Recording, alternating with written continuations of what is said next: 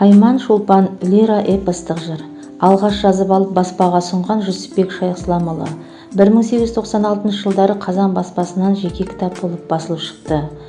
Шайықсыламұлы Жүсіпбек 1857 жылы Отырар ауданы Қожатай мекенінде дүниеге келген.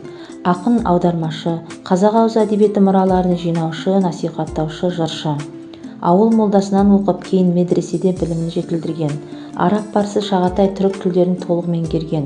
Оқуын аяқтаған соң ақындық серілік жолға түсіп, ел аралайды. Сарыарқа мен Жетісудың ақын жырауларымен жүздеседі. Олардың шығармаларын жазып алып, ел ішінде насихаттаған.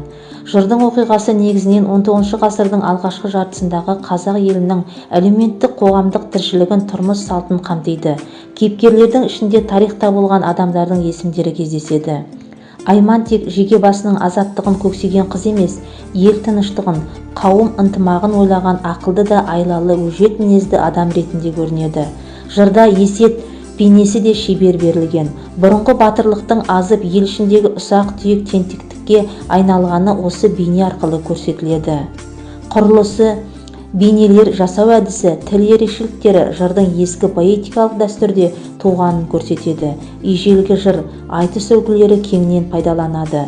Эпикалық ұзақ дастандағылардай оқиғалар арасын қара сөзбен жалғап отыру үрдісі жазба әдебиет дәстүріне тән белгілер деп кездеседі.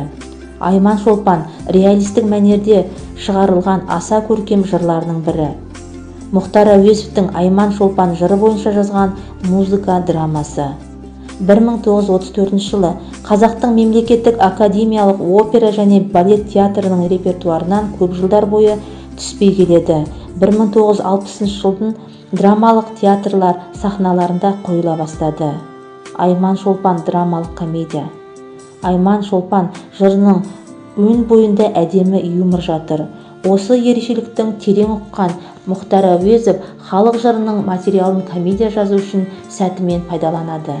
Қазақтың тұңғыш музыкалық театрының шымылдығын Айман Шолпан комедиясымен ашылады.